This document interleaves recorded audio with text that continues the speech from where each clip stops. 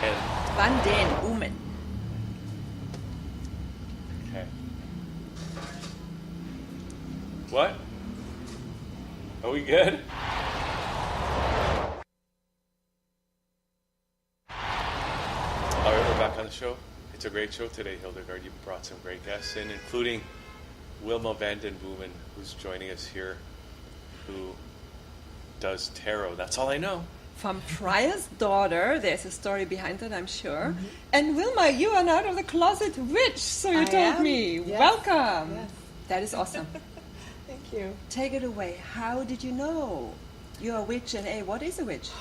Well, a witch is, they can be male or female, but it's someone who basically is in tune with the earth and oftentimes has connections, well, generally is pagan and has connections with the pagan world and the pagan gods and goddesses, of which there are many pantheons. And the way in which I got involved with paganism and hence decided to become a witch was through some of my feminist courses in university, and that kind of led me to some of the women's spirituality movement and writings, where I got introduced to the divine feminine, which is really what witches do. They connect with sort of that, both those aspects, the male and the female. And I was raised kind of in a very strict Catholic background, where it was very much a masculine divine that was kind of presented in my world. So it was really amazing for me finally to sort of have that experience of connecting with the divine feminine, and that sort of led me to the whole pagan world and getting involved with meeting other witches and sort of claiming that word and that persona on myself, and it was very empowering. Yeah, because when we hear witches, or let me speak for myself here, the conditioning is to think, oh, something bad, she's putting a spell on me and suddenly my hair is orange or something. Yes, there's a lot of a negative connotation from years past around the word witch, but in fact, the witches are really wise women, and that's really where the word kind of came from, was sort of wise woman, and the whole idea of sort of persecution of the witches, which came out of the the hunt to sort of burn all the witches in pagan times, was about sort of getting rid of these women who were kind of uppity and were sort of... So they had that innate knowledge of healing or of how to do things to bring the body back together, and that then was taken out of the female hands, so to speak. So it was, they were like the sort of the woman at the end of the the village who was had the herbs that she collected in order to sort of assist the community with healing aspects. She would do all manner of things. She would also probably be the one who did the divination for people who had questions about their future and their love life. She would have probably been the midwife as well, who kind of birthed into life and into death.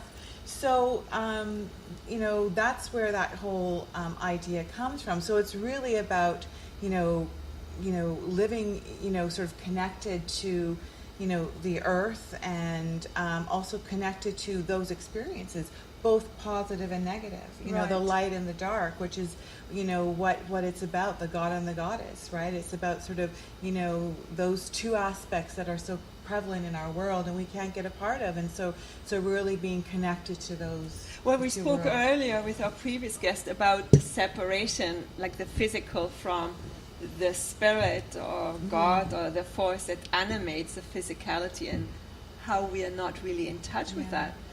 Now back to the word Freyja's daughter. How did you choose that? There's a connection there. Has that something to do with the goddesses of the pagan tradition? Very much. Freyja is the goddess of love in the Norse tradition. She's also a warrior goddess because she is in charge of the Valkyries.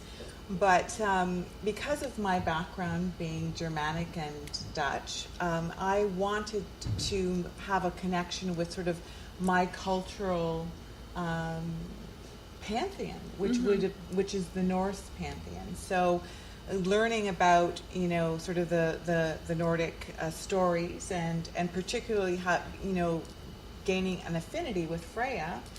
And I became very connected with her, and she became one of my matrons, along with, 2 others that I have. And she's sort of the one that kind of is sort of I'm most connected to now. And so the name Freyja's daughter came out of the fact that, in fact, I feel like she's my mother, and I am her daughter. I see, okay. So I am the daughter of the goddess. Interesting. Yeah. So maybe you are her incarnate even. Yeah. Well, I feel very, very much in terms of I feel like she has led me to experiences in life that may not necessarily have been things I would have chosen to do, but I did, and were kind of part of, my journey to sort of understand myself and this like you world. mentioned, you did courses at university where you then became aware. What courses were you taking? Well, I did, women in history courses. I did, philosophy of feminism courses. I did, different sort of feminist courses that were sort of gave me, led me to sort of text and understanding. I did a women in religion course. And that was the one that was really sort of helpful in kind of really opening up, my eyes in terms of seeing, where women sort of, were in that sort of realm of religion and the divine feminine and, women's spirituality, what does that encompass? And of course, that very much took, opens up that world of, paganism and then the goddess and sort of that divine feminine aspect. So then now you say you help people reading tarot with divination.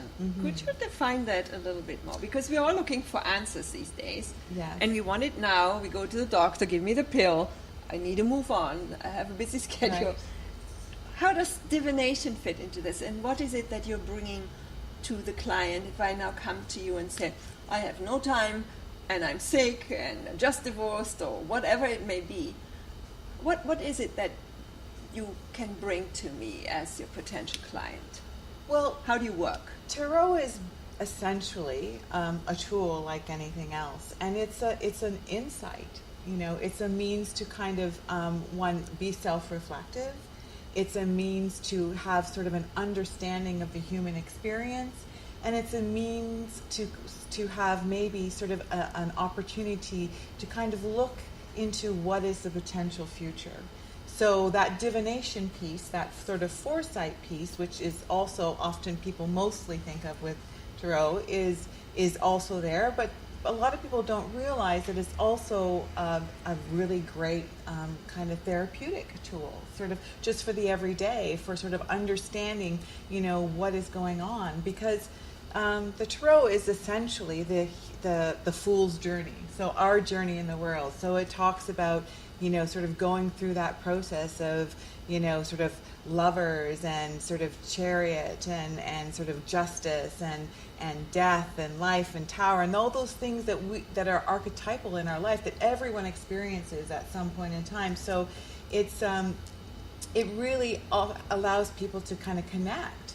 And what is interesting about when you're reading that is that there's often an opportunity to kind of provide sort of enlightenment around sort of what is the meaning of that. So every card, just like in life, and when I talked about the light and the dark, every card has a light side and a shadow side. Oh, okay. And so when I'm reading for a client, I'm not only bringing up sort of, that kind of light side, but I'm also bringing up that shadow side, saying, this is great and this is possible, but to be sort of careful about the sort of the possibilities of this coming up. So it's about sort of looking sort of at it in a comprehensive way, and it is like anything else a tool.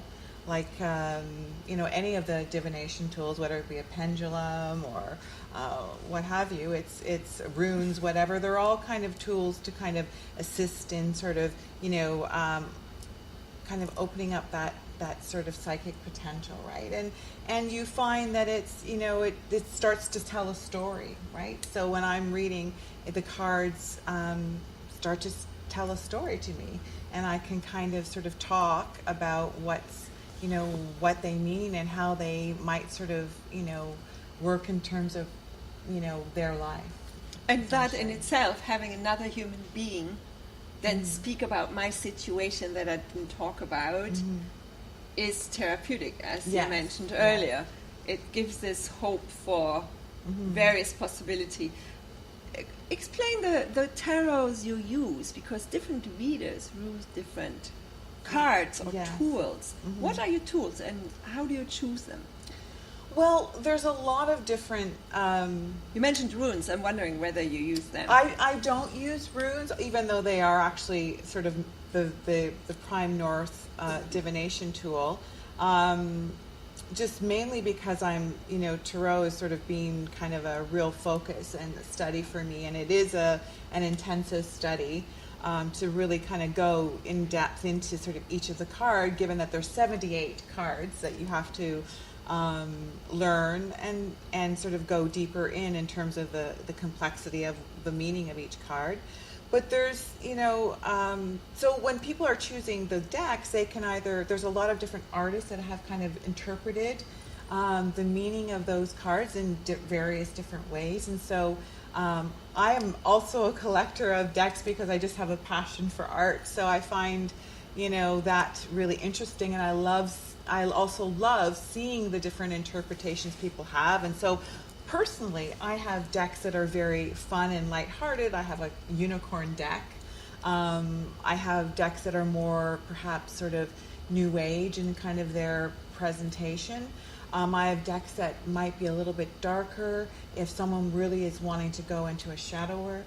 I have decks that are more romantic that I might use if someone wants to have a reading about their sort of relationships that kind of has an energy that will bring that out a little bit more. So I try to, as much as possible, sort of have a deck that might be in keeping with either what they're saying or something they may have an affinity for. I usually give my clients an opportunity to choose. I often have a couple of options on my table, and they say, well, what calls to you? Is there anything in particular that calls to you? And we'll read with that. So you mentioned the study of the cards. Was it part of your university education as well? Or is it part of your lineage, of your family, and something you were just naturally interested in? No. How did you get from women's studies, if I may just label it like that, into the tarot then? How did you get that corner? When I started to sort of research paganism and being a witch, the tarot, which is sort of part divination, which is part of that whole world, I learned about it, and I became quite intrigued. I purchased my first deck, and then a book, and more books, and over the course of 20, 25 years of really kind of learning and reading and study and sort of reading in that respect, learned about this amazing system, and so it's been kind of a long journey to know. So for me, it was sort of an offshoot as part of that whole world of being a witch. So I actually have other aspects. There was that part of me when I was the high priestess. I ran a coven, and I had a women's circle that I ran for a while, a few years back, and I sort of was involved in that. So this is sort of all part of that kind of whole kind of complex world that I've sort of taken on in this role of being a witch. Wilma, can I ask you something? Because people, you got it's one thing to be working with or associated with the earth spirits or the gods or the Norse mythology, but then there's a whole thing. When often people talk about witches' covens and that sort of thing, they might associate that with Satanism or something like that. Can you just talk about that? Well, first of all, paganism is not associated with Satanism, because Satanism is sort of the sort of antichrist mentality.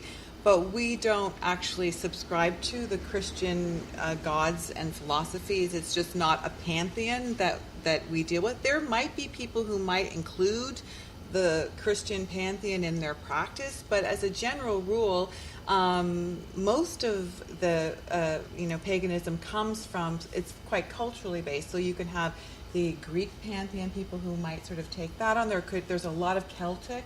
So this all predates actually Christianity. So these are gods and goddesses. These are traditions. These are experiences and cultural experiences that people have explored and taken in long before Christianity sort of came into their world. And consequently, when Christianity finally did, for example, in the Celtic and the Isles in the UK, when they finally did sort of come into the world, they realized that the only way in which they were going to convert the pagan masses was to kind of take the pagan festivals and actually change them into Christian ones. So Easter is a pagan festival. Yes. Christmas is a pagan festival. Yeah. Halloween, All Saints' Day, is a pagan festival. Right. So they had, the only way in which they were allowed to kind of convert that was in order to sort of take on paganism. So paganism predates Christianity in that respect. So you're saying that even Satanism is related to Christianity, right? Because it's sort of the anti-Christian. So they sort of go from that perspective. It's often called sort of the left-hand path when they do that. And I certainly wouldn't denigrate anyone in their choice to kind of make that. It's just not generally what most people who sort of embrace paganism would do, because they're the sort of Christian path is they're not really even interested in involved with that. So what would you guys do in the coven? Sounds intriguing. Yeah. Well, many things. What is it? Let's just give a quick explanation if the word isn't known by anybody. A coven is just essentially a group of people who come together to sort of either explore in ritual or act as kind of a religious kind of group that works together. So when I was involved in covens, or when I had women's a women's circle, the primary aspect was to do ritual. So it would be either monthly, often it was monthly ritual, to come together to sort of, as people come together to sort of celebrate and give thanks and explore and, sort of the divinity and get in touch with the goddess. There was also, it also can be when you would get together and you would do you could do magic, you could do study, which was all things we did. You could have circles where it's just community celebration, so you come together to eat. So it's like any sort of religious community or church that might come together. So it's the same thing.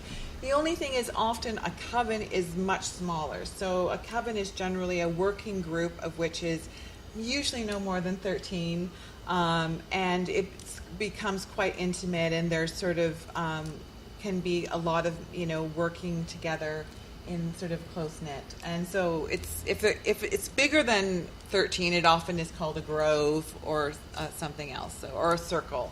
Okay, so what's when you say magic, what do you mean? What kind of magic? Magic is about affecting will and using your will to affect change in the world. So I would consider magic, to be honest, I would consider magic even as simple as prayer. Magic is about taking a thought, or you're willing some change or something to happen in the world. So that can either be through prayer, it can be through thought, it can be through actually creating a spell, so lighting a candle. It could be writing something down, tying it up with string, burying it in the thing. But the whole act of doing that is about focusing inward your thought, your desire, your wish, what you want. And that energy that you're taking, that focused energy, which the spell might do, and that is sending that out into the world, and that is magic. Because a prayer is really just magic. It's about, focusing your energy and sending it out. So would it be right to say it's like working with the invisible aspects of who we are innately, it's and concentrating it towards a desired constructive outcome. And so magic is a more active approach to kind of affecting change in the world by your will. So. And does like that community of witches have, like we heard earlier when Swamini spoke about the guru, like is there a leader who teaches and instructs, who then helps those who are less experienced to grow? Is there that type of community exchange as well? It really depends oftentimes on the coven, how they kind of organize that. But a lot of covens will have a high priest and a high priestess who are sort of the leaders of that coven. But you tend not to find gurus or leaders in that sense. Okay. In fact, most pagans are very anathema of that because they come out of a Christian tradition where they were. See. So there seems to be this very anti. So what you find, particularly when it's an all women's group, so. You tend to find that it's more kind of a collective. So everyone takes on that role of high priestess at some point. So you're alternating the tasks and the roles, and it's more of a collective coming together in terms of decisions around it going. And even when you're working with, sort of ritual and magic and trying to kind of learn, it's everyone's individual journey to go there and assist each other in that. Who would benefit? Who is your customer? Who is to call you? Who's listening to us right now? It's for anyone who has an interest. So it doesn't have to be necessarily about specifically I need to know the future, although that it can be an aspect of it. It can be just about wanting to have an understanding about a situation. So, anyone who has an interest or has maybe a question they want to explore about themselves or their life or something going on, the cards are an interesting way to sort of, because they pick the cards and then I read sort of what's said to kind of go a little bit deeper into understanding that. It's like a one-on-one thing, or do you have group gatherings, or do you do Skype, or how do you work? Well, I prefer sort of a one-on-one, but I also will do readings over Skype because there is sort of still an intimacy there. Over the phone, I know some people choose to do email readings. I find that a little bit impersonal. I prefer the opportunity to kind of be one-on-one, which is why I tend to choose to have it in that situation. Yeah, because if you're in opposite locations, you'll have to pick the cards for me, right? Yeah. And I like a client to kind of choose that because it's, for me, it's interesting because people talk about tarot readers as being psychic, and I don't know that I really claim that because I kind of feel like, well, you're the psychic one. You chose the cards. Right. I'm just reading them, so... Yeah, so you have the education of what it means when a certain card falls. That's right. That's what I feel. And you're just explaining it. Yeah, I sort of feel that, it's like you're the one who's seeing the future because you chose the cards that read it. But do you not get some sort of intuition or some sort of guidance? Yes. So when it's laying out there and I'm starting to read it, because of course they're cards that are in specific positions and they sort of have relationship to each other in terms of the spread that you're putting out. So yeah, for me, there is a very much, I feel this intuitive hit where I sort of go, where when it comes together into the story that I'm weaving and that I'm telling, it's like I feel this warmth or this sense of I'm on the right track. And that's where I kind of feel my intuition come, where I can sort of get this, where the idea is like, okay, this is about that. And I'm on the right track with that. Yeah. Wonderful. Any last words you want to leave the audience with before we wrap?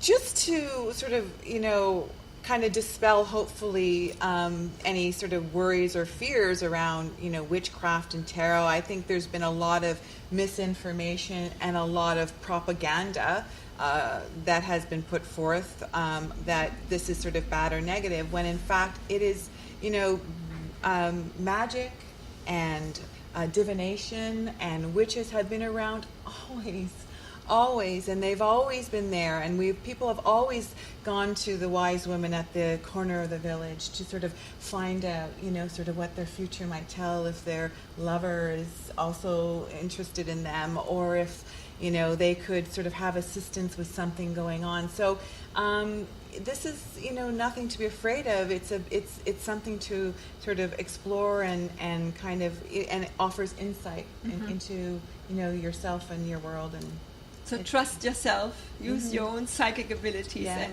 call Wilma if it resonates. Thank you so much for being with us today. I enjoyed it. Thank you so much for inviting me. Yeah, thanks. I appreciate it. Fantastic. Okay. All right, we're going to take a quick break. We got, I think Sandy's coming up next. That's Sandy right. Glaze. Sandy Glaze will Quantum be here. healer. So we're going to find out all about that. Because we've had quantum healers on the show before. But And I'd love to hear about this book, Ending Global Loneliness. What, from Sandy Glaze? Aha. Okay, yeah, that sounds good. And it seems that is really actual what's going on. Many people seem to suffer from loneliness, whether it's in the university dorm or in the retirement home or in the telephone booth. In the telephone booth. What is a telephone booth again? Yeah. My God, I don't we even are have so them old, anymore, we right? remember telephone booths? Okay, Yeah. that's where Superman gets changed. Exactly. Okay, we'll be right back. It's liquidlunch.channel.com.